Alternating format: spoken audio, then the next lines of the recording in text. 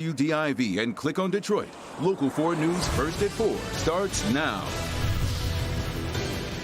You've been watching NBC's special report on the memorial service for George Floyd in Minneapolis. We will also be having complete coverage here, First at 4, as well at 5 and 6 o'clock when you join us. But right now, First at 4 begins. Good afternoon, everyone. I'm Karen Drew. We start with a live look at protesters who are gathering outside of Detroit Police Headquarters. For nearly a week now, demonstrators have rallied against police brutality and to honor the life of George Floyd. And for the most part, things have been peaceful in Detroit. Jason Colthorpe is live at the protest, and he'll have a full report on Local 4 News at 5.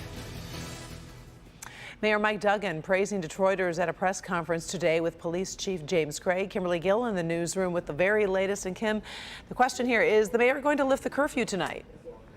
Hi, Karen. Good afternoon. The mayor's he's not saying yet, but he says he's proud of his city. He says the way it's been done is how it should be. So for the past 6 days, things have been mostly peaceful. And the mayor says it comes down to trust between citizens and Detroit police. The mayor says he supports the protests and he never wanted to call in the National Guard or use other tactics we're seeing in other big cities.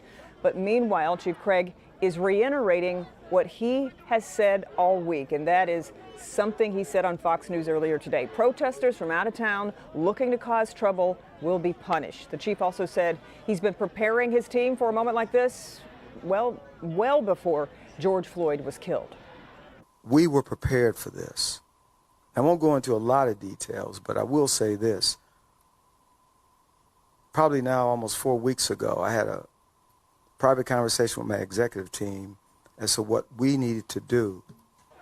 And this was primarily looking through the lens of the impact COVID could have on our community. And we prepared, we enhanced our training, and then this happens. A protest in front of DPD headquarters is now just getting underway. We'll see if we have another night of peace. Karen, we'll send it back to you. Obviously hoping for that. Thank you, Kim. One of Detroit's largest churches held a rally today in George Floyd's memory. With a police escort, Governor Whitmer and Detroit Mayor Mike Duggan walked side by side with hundreds of protesters through the streets of Detroit. Greater Grace Temple organized the march, but members of several religious groups joined the rally as well. Governor Whitmer says, "We are at a critical time, and this is a tipping point in our country." Family, friends, and supporters, even some celebrities, just came together in Minneapolis to pay tribute to George Floyd. Nearly 1,000 mourners paid their respects while wearing masks in the midst of the coronavirus pandemic. Reverend Jesse Jackson, Reverend Al Sharpton, Senator Amy Klobuchar, and celebrities like Kevin Hart and Ludacris attended today's service. Family members spoke about how they want George Floyd to be remembered. You could see as all these people, no matter who you talk to, they will all say the same thing, and that George was somebody who was always welcoming, always made people feel like that they were special, and nobody felt left out. And he would enter into a room.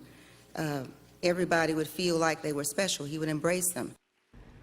2 more public viewings will take place over the weekend.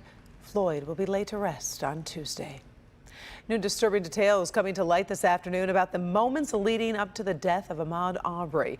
Gregory and Travis McMichael appeared before a judge via video during today's preliminary hearing. The father and son, along with William Rodney Bryan Jr., are facing murder charges. Investigators revealed the 3 men engaged Arbery in an elaborate chase. Bryan hit the 25-year-old jogger with his truck as he attempted to run away. Investigators say one of the suspects allegedly used a racial slur after killing Arbery.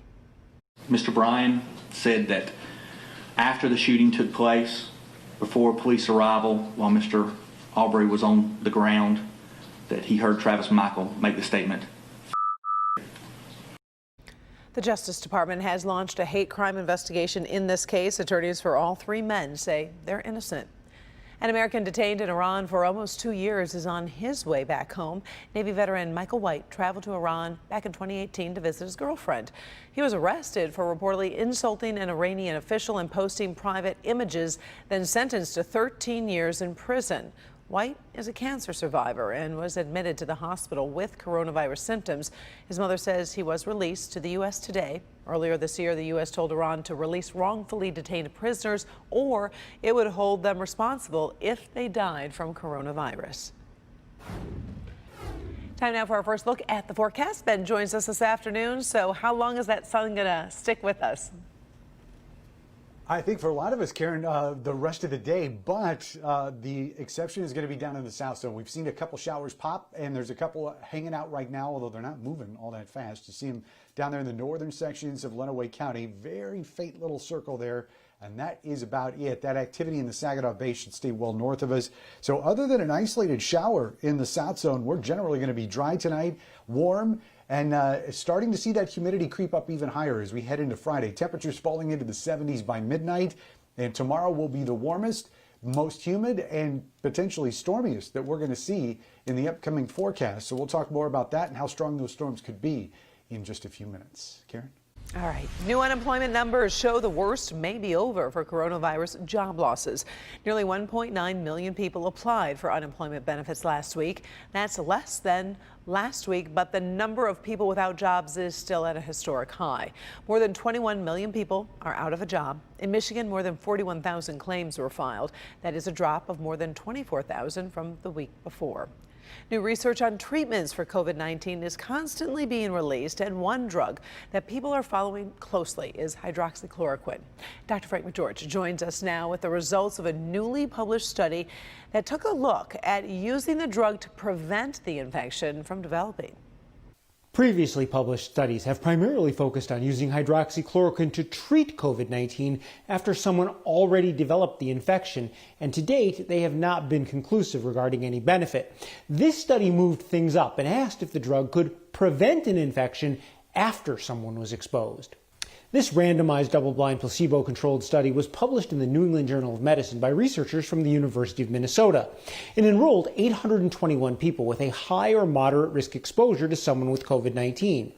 Now, a high-risk exposure was actually defined as being within 6 feet of someone with COVID-19 for more than 10 minutes without a mask or eye protection. 2/3 of the participants were healthcare workers, mainly with occupational exposures. The remaining participants were mainly household contacts of COVID-19 patients. Now, participants were provided with either hydroxychloroquine or placebo within 4 days of exposure and before any symptoms developed. In the end, there was no significant difference in the number of COVID-19 infections after exposure, and it was concluded that hydroxychloroquine was not found to have a benefit in preventing the development of COVID-19 after exposure. Now, notably, although no serious adverse reactions were seen, 40% of the people receiving hydroxychloroquine did report side effects, compared to only 17% who received placebo. Now, incidentally, Henry Ford Hospital is still enrolling for the WHIP COVID-19 study of frontline workers. It is a much larger study asking a different question.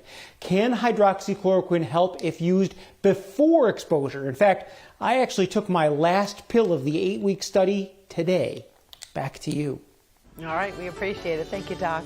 One of the last NFL stars you would think of when it comes to controversy is receiving a ton of backlash. Drew Brees is now saying he should do less talking and more listening. New at 4, the reason the NFL star is apologizing. But first, if you are one of the thousands to have lost their job in Wayne County, there's some much needed help available for you right now.